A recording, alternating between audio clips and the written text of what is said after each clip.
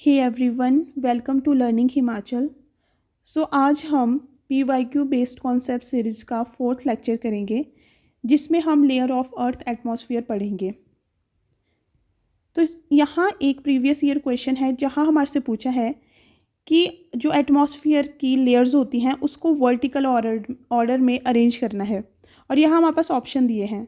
तो सबसे पहले हम जो है अर्थ की लेयर के बारे में पढ़ेंगे और लास्ट में हम इस क्वेश्चन का आंसर करेंगे। तो स्टार्ट करते हैं।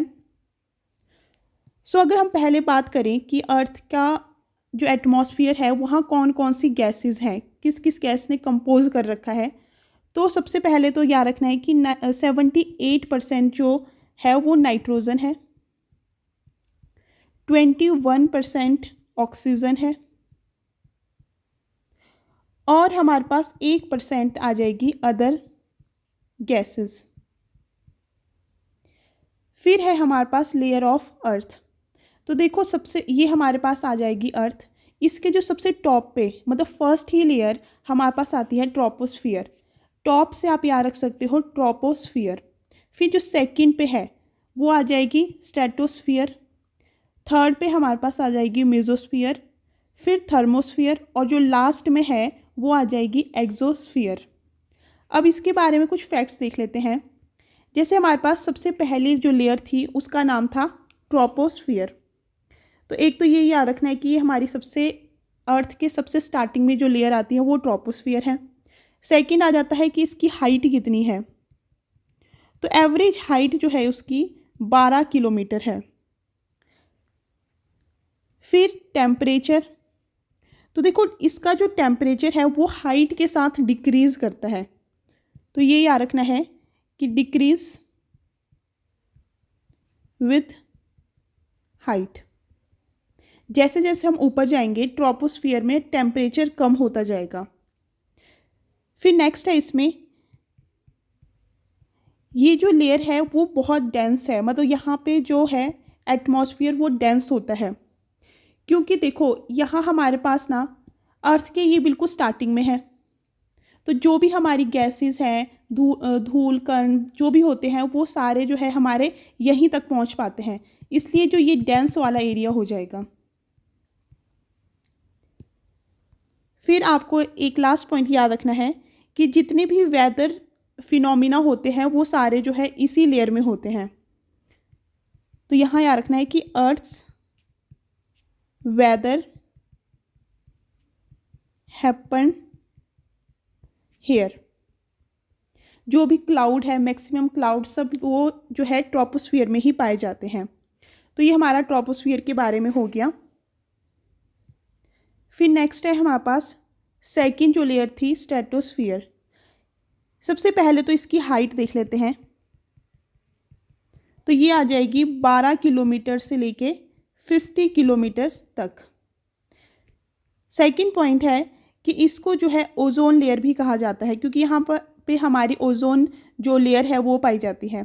तो ओजोन लेयर भी हमारी जो है स्ट्रेटोस्फियर में पाई जाएगी। फिर थर्ड है मेसोस्फियर। इसकी लोकेशन देखें तो वो आ जाएगी 50 टू 80 किलोमीटर के बीच में। सेकंड पॉइंट, यहाँ पे जो है ये कोल्डेस्ट प्लेस है। मेसोस्फियर जो है सबसे ज़्यादा कोल्डेस्ट प्लेस आ जाएगा, कोल्डेस्ट प्लेस। फिर नेक्स्ट है थर्मोस्फियर। तो इसकी हाइट है 80 से लेके 700 किलोमीटर तक।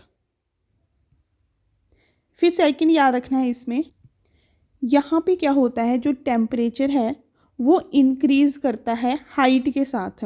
ऊपर हम देख रहे हैं कि हर जगह टेम्परेचर ना डिक्रीज़ हो रहा है हाइट से, बट यहाँ पर थर्मोस्फियर में क्या होगा, टेम्परेचर जो है वो इंक्रीज़ करेगा विथ एल्टीट्यूड। फिर नेक्स्ट है हमारे पास इधर एक्सोस्फियर। इसकी हाइट जो है 700 किलोमीटर से अबव आ जाएगी, और ये सबसे जो है आउटर लेयर आ जाएगी अर्थ की। तो ये हमारे पास कौन सी है, highest layer of Earth's atmosphere. और यहाँ पे कोई भी वेदर एक्टिविटी कुछ नहीं होती। तो ये हमारे पास इम्पॉर्टेंट फैक्ट्स आ जाएंगे। अब देखो हमारे पास क्वेश्चन में क्या पूछा था कि हमको इसको वर्टिकल अरेंज करना था। तो सबसे स्टार्टिंग में हमारी कौन सी आती थी, टॉप पे, अर्थ के ही टॉप में हमारे पास आती थी, ये अर्थ है, इसके सबसे टॉप में हमारे पास आती थी ट्रोपोस्फियर। तो सबसे पहले हमारे पास क्या आ जाएगी, ट्रोपोस्फियर। फिर सेकंड पे हमारे पास आती थी स्ट्रेटोस्फियर, तो ये सेकंड आ जाएगा। उसके बाद हमारे पास आ जाएगी मीजोस्फियर, और लास्ट में हमारे पास यहाँ पे आ जाएगी थर्मोस्फियर। तो पहले सेकंड, फिर थर्ड, फिर फर्स्ट और फिर फोर्थ। तो ऑप्शन जो सी है वो यहाँ पे करेक्ट हो जाएगा। बाकी आप अगर बैच से जुड़ना चाहते हो तो आप इस नंबर पे कांटेक्ट कर सकते हो, या फिर सिर्फ अगर आपको टेस्ट सीरीज़ लेनी है तो भी इसके लिए एक अलग से कोर्स स्टार्ट किया गया है।